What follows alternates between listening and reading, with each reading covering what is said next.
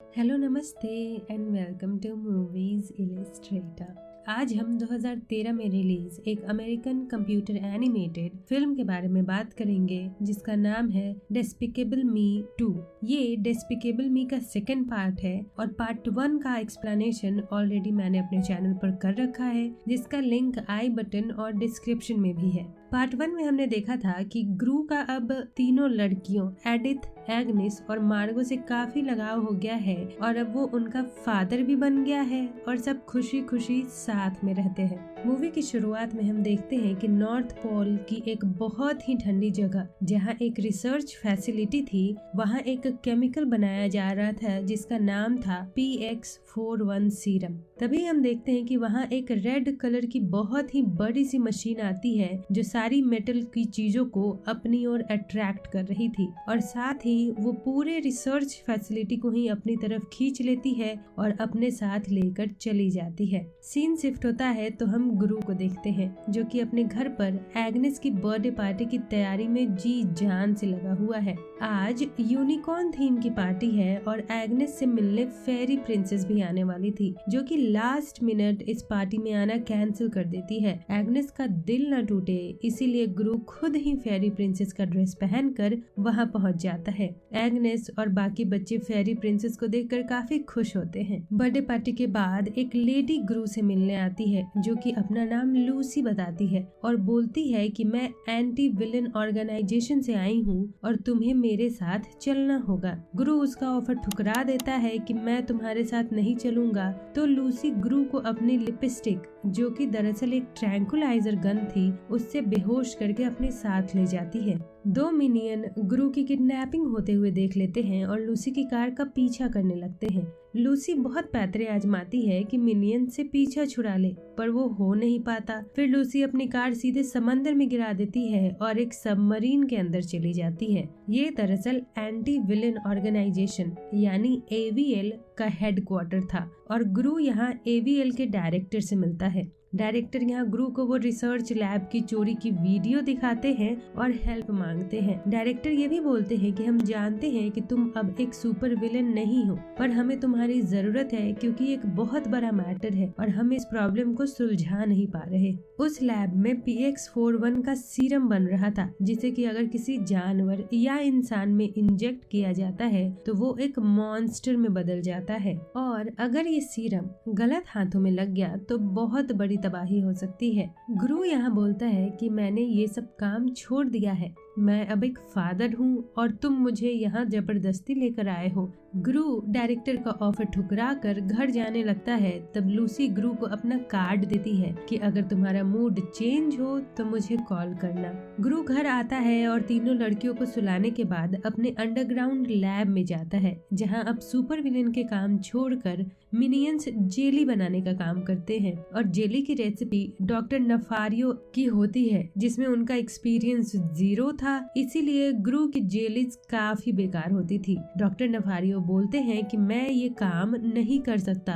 क्योंकि मेरा एक्सपीरियंस इस काम का नहीं है और इसमें मेरा मन भी नहीं लगता। मैं सुपर विलेन से रिलेटेड काम करता हूँ और मुझे वही चीजें पसंद आती हैं, इसीलिए मैं ये काम छोड़ के जा रहा हूँ। गुरु भी नफारियो की फीलिंग को समझता है और उन्हें जाने देता है। सारे मिनियंस मिलकर उनका फेयरवेल भी करते हैं। गुरु वापस घर में आता है जहाँ तीनों लड़कियाँ उसे डेट पर जाने के लिए बोलती हैं। यहाँ गुरु अपने बचपन का एक इंसिडेंट बताता है जहाँ सारी लड़कियाँ उसका मजाक उड़ाया करती थीं, जिससे गुरु के दिमाग पर काफी बुरा असर पड़ा और तब से उसे लड़कियों से डर सा लगने लगा है। साथ ही गुरु यहाँ लड़कियों को ये भी बताता है कि वो अब एक गवर्नमेंट सीक्रेट एजेंट बनने वाला है क्योंकि उसे विलेंस को पकड़ने का ऑफर आया है। तभी गुरु के घर की बेल बजती है जहाँ जब एक मिनियन गेट खोलता है तो अचानक से उसे कोई किडनैप कर लेता है। गुरु अब एंटी विलेन ऑर्गेनाइजेशन को ज्वाइन कर चुका है और वो पैराडाइज मॉल में आता है जहां उसे एक बेकरी शॉप खोल कर दी गई है ताकि वो मॉल में होने वाली एक्टिविटीज का ध्यान रख सके,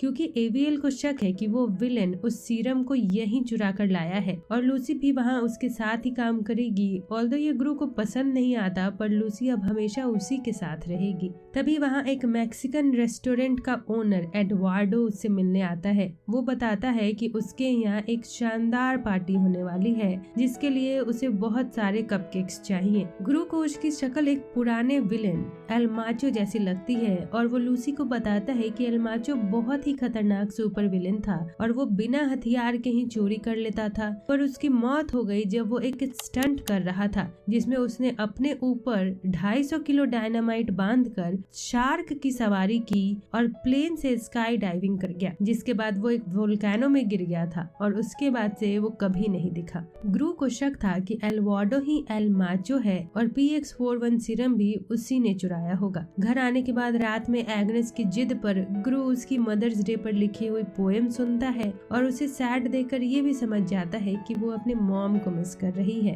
रात में ही जेरी और केविन मिनियंस को खेलते वक्त बाहर से एक आवाज सुनाई देती है और जैसे ही वो बाहर देखने जाते हैं तो वहाँ उन दोनों को भी कोई किडनैप कर लेता है। गुरु और लूसी रात में एडवार्डो के रेस्टोरेंट में छानबीन करने जाते हैं जहाँ गलती से उनसे वहाँ का अलार्म एक्टिवेट हो जाता है, जिसके बाद एडवार्डो की सिक्योरिटी चिकन वहाँ आ जाती है। लूसी कैसे भी अपने गैजेट की मदद से उसे ट्रैप कर देती है। फिर जब वो लोग किचन में छानबीन कर ही रहे थे तो उन्हें वहाँ एक सीक्रेट सेफ का पता चलता है। गुरु जब उसे खोलता है तो उसके अंदर सीक्रेट सालसा सॉस की रेसिपी बॉटल थी। तभी एडवार्डो भी वहाँ आ जाता है और गुरु जल्दी से लेजर से छत को काट कर वहाँ से भागता है। छत पर उसके मिनियंस एक फ्लाइंग कार लेकर आते हैं जिससे वो लोग वहाँ से भाग जाते हैं। आगे उसके कुछ मिनियंस आइसक्रीम खरीदने जाते हैं, लेकिन ये आइसक्रीम ट्रक तो बस एक भुलावा था। आइसक्रीम ट्रक ने उन सारे मिनियंस को फिर से किडनैप कर लिया था। इधर मॉल में गुरु बाकी शॉपकीपर्स की भी चेकिंग में लगा हुआ था। वो एक विग बनाने वाली शॉप पर जाने ही वाला था कि तीनों बच्चियां उससे मिलने आती हैं। गुरु उन्हें लूसी से मिलवाता है और लड़कियों को लगता है कि लूसी गुरु की गर्लफ्रेंड है और दोनों यहाँ घूमने आए हुए हैं।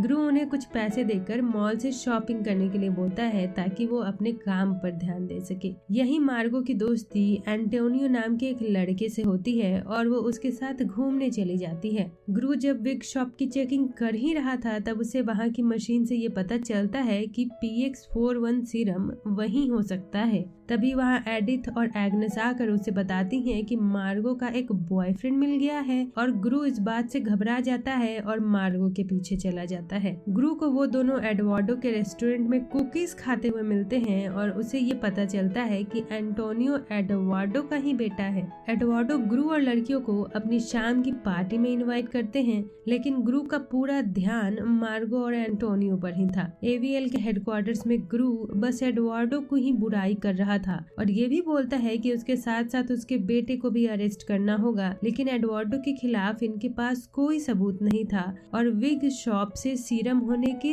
ट्रेसेस भी मिले थे। ये सुनकर गुरु गुस्सा होता है और बोलता है कि वो एडवार्डो के खिलाफ सबूत लेकर आएगा। आगे मॉल में हम देखते हैं कि AVL ने विग शॉप के ओनर को अरेस्ट कर लिया है क्योंकि उसके पास PX41 सीरम मिला था और अब इस केस को बंद करके लूसी को हमेशा के लिए वापस ऑस्ट्रेलिया भेजा जा रहा है। गुरु ये सुनकर उदास होता है क्योंकि वो कहीं न कहीं अब लूसी को पसंद करने लगा था। तभी लूसी वहाँ आती है और बताती है कि वो इस न्यू असाइनमेंट से बहुत खुश है और गुरु को अपनी एक लिपस्टिक टेजर भी गिफ्ट करती है अपनी फर्स्ट मीटिंग की याद में। जब एग्नेस गुरु को उदास देखती है तो वो बोलती है कि लूसी को आपको अपनी फीलिंग्स के बारे में बता देना चाहिए। गुरु लूसी के नंबर पर कॉल करके बात करने की बहुत कोशिश करता है पर अब अपनी बात बोल ही नहीं पाता और गुस्से में फोन को भी आग लगा देता है। इधर हम सारे किडनैप हुए मिनियंस को देखते हैं जहाँ सब बहुत ही एंजॉय कर रहे थे। तभी केविन को कोई ट्यूब से नीचे खींच लेता है जहाँ जेरी पहले से बैठा हुआ था और उनमें अब PX41 सीरम डालकर दोनों को मॉन्स्टर बना दिया जाता है।